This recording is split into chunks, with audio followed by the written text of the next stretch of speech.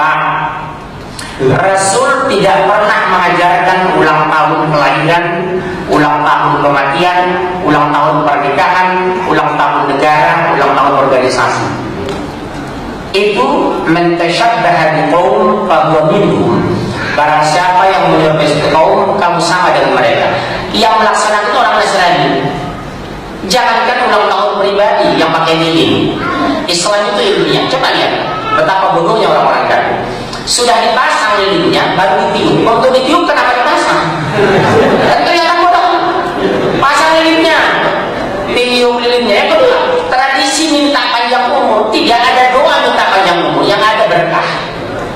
Karena yang suka minta panjang umur, pertama jin, kedua iblis. Makanya jin itu umurnya 1500 tahun, 2000 tahun. Iblis itu sampai hari kiamat. Jadi Islam tidak minta panjang umur, tapi berkah. Biar kaya tapi berkah, daripada miskin tidak berkah. Betul ya Pak? Yang kita minta apa? Apa? Ilman nafi'ah, ilmu yang bermanfaat. Rizqan thayyiban, rezeki yang baik. Wa amalan mutaqabbalan, amal yang diterima. Karena amal itu rusak karena dua sebab. Pertama syirik, kedua bid'ah. Itu kan doa kita. Ilmu yang bermanfaat. Ada orang pintar tapi hancur. Lihat orang gila, profesor, doktor, hafal Quran, ngerti hadis, tapi mereka neraka. Karena apa? Menghujat Allah dengan ayat-ayat Al-Quran yang mereka selewengkan tafsir dan maknanya. Allah biarkan mereka karena mereka mengikuti bukan jalan orang-orang mukmin. Wala huda wala hidayah munir. Mereka menolak kebenaran, menolak Allah, menolak Quran tanpa hidayah dan tanpa petunjuk dari Allah, dari kitab yang bercahaya. Makanya ciri-ciri orang beriman itu bukan menafsir Al-Quran menurut otaknya, tapi berdasarkan Rasul dan sahabat.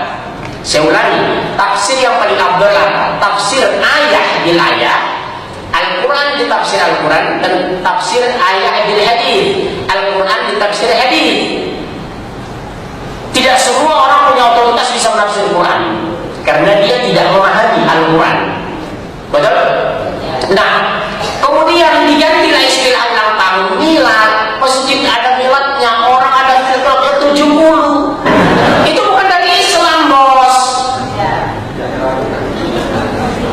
Ada lagi doa awal tahun, akhir tahun. Kenapa tidak ada doa awal tahun, akhir tahun? Karena sepanjang gerakan kita berdoa.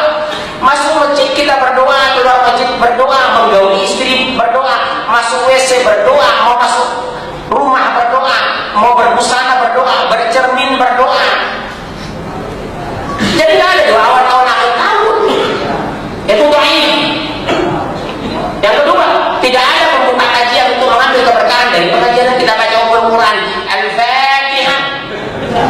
Itu tidak ada hadisnya. Yang ada adalah pekerjaan baik yang tidak dimulai bismillah kata Rasulullah, keberkahannya tidak sempurna. Itu hadis. Artinya sepanjang perbuatan itu tidak menyimpang dari Al-Quran dan Sunnah, bacalah bismillah. Tapi haram memakai bismillah untuk melakukan dosa dan maksiat. Misalnya ada laki-laki mau berzina, bismillah, haram. Mencari uang dengan cara yang haram, hukumnya haram. Bersedekah dengan uang haram, hukumnya haram.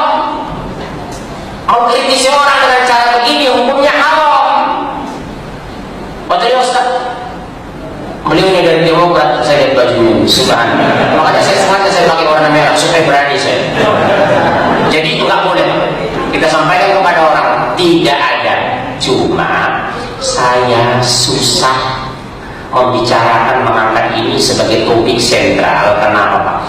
Oknum-oknum ustadz di luar masih lihat di televisi, oknum kiai masih lihat di pesantren. Betul. Mereka anggap enggak apa-apa. Padahal buka Al-Quran surah 24 ayat 51, 24 51, 24 51. Buka itu dalilnya Pak. 24 51 An-Nur.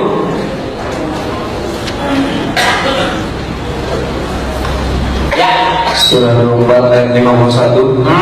Hanya ucapan orang-orang mukmin yang apabila mereka diajak kepada Allah dan Rasulnya agar Rasul memutuskan perkara di antara mereka, Mereka berkata, kami mendengar dan kami taat, dan mereka itulah orang-orang yang beruntung. Itulah hukum dari Allah dan Rasulnya. Di luar kebiasaan Allah dan Rasulnya jangan ikuti, karena hukum Islam sudah sempurna. Selesai, gampang.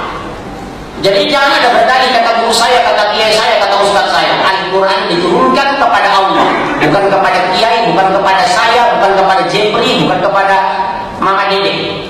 Al-Quran turun kepada Rasulullah, sempurna menerima Al-Quran, memahami Al-Quran, mengimani Al-Quran, mengamalkan Al-Quran, dan mengajarkan Al-Quran. Siapa itu? Rasulullah Muhammad sallallahu alaihi wasallam.